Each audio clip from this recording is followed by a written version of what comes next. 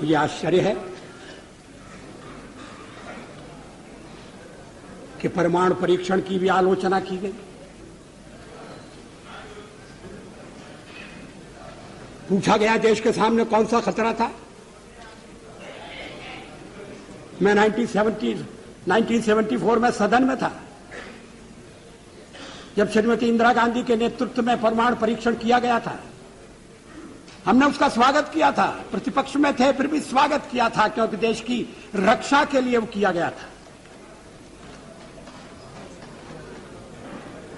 उस समय कौन सा खतरा था? क्या आत्मरक्षा की तैयारी तभी होगी जब खतरा होगा?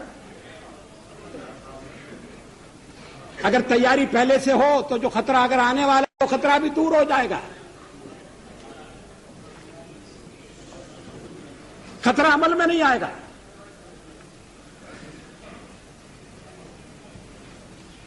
और इसीलिए हमने परमाणु परीक्षण करने का फैसला किया। हमारे कार्यक्रम का अंग है, उसमें लिखा हुआ है। कोई छुपी हुई बात नहीं थी, कोई रहस्य नहीं था।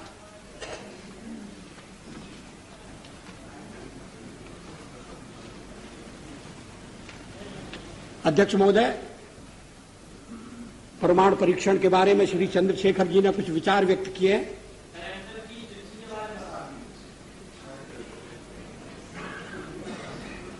मुझे खेद है कि मैं उनके विचारों से सहमत नहीं हो सकता। उनके चिंतन की एक विशिष्ट धारा है।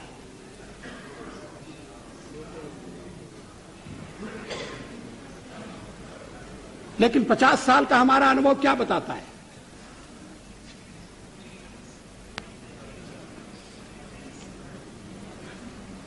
क्या रक्षा के मामले में हमें आत्मनिर्भर नहीं होना चाहिए? केवल एक पड़ोसी नहीं, हमारे अनेक पड़ोसी हैं। इस समय यूरोप में क्या हो रहा है वो एक चेतावनी है।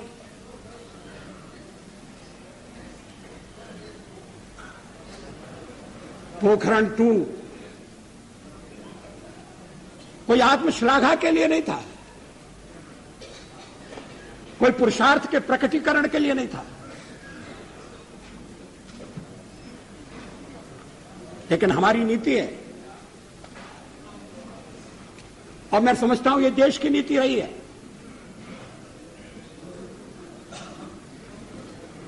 कि मिनिमम डिटरेंट होना चाहिए।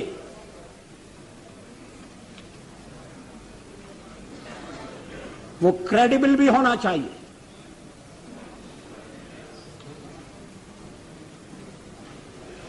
इसलिए परीक्षण का फैसला किया गया।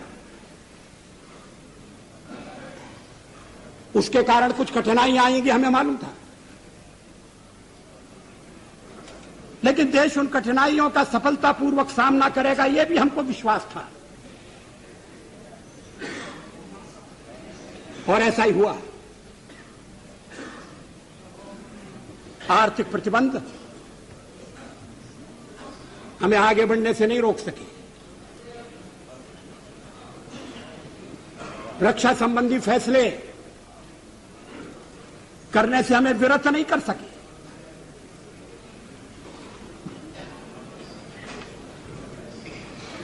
लेकिन परीक्षण के साथ हमने यह भी ऐलान किया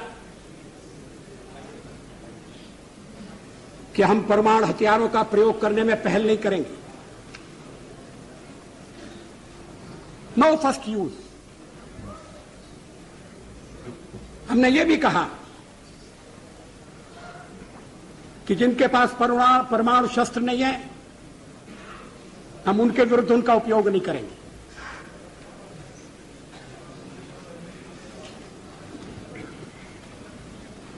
हमने परीक्षण बंद करने का भी ऐलान किया।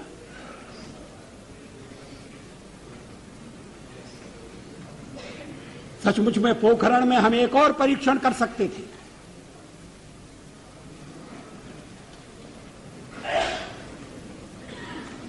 लेकिन जब हमें लगा कि वैज्ञानिक तकाजा पूरा हो गया है तो उस परीक्षण को हमने छोड़ दिया।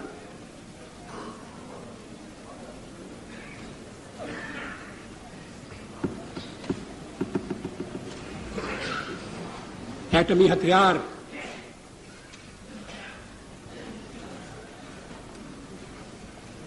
रक्षा के लिए भी हो सकते हैं।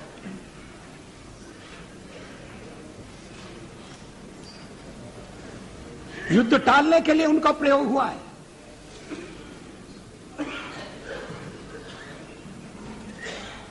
इतने वर्षों तक यूरोप में शांति रही, दो शिविरों में बटे हुए विश्व में युद्ध नहीं हुआ। इसके मूल में कहीं न कहीं ये बात थी कि शक्ति संतुलन है और इसलिए एक दूसरे को छेड़ने से बाज आना चाहिए। डिटरेंट के पीछे यही परिकल्पना है। इस पर सारा सदन विचार करे, इस बात की आवश्यकता है।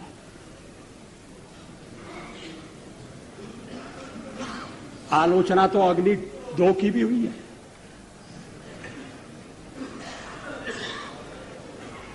और उस दिन बड़ा विचित्र दृश्य उपस्थित हुआ जब सवेरे हमने अखबारों में पढ़ा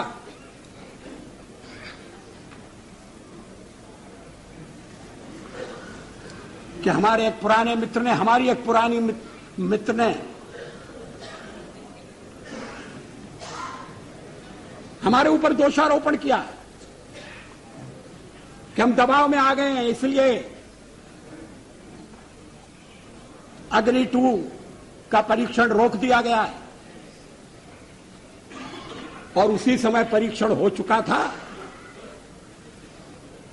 और अग्निशिखा अपने गंतव्य की ओर दौड़ रही थी।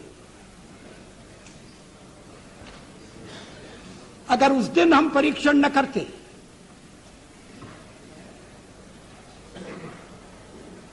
तो वो उनका वक्तव्य भ्रम पैदा कर सकता था।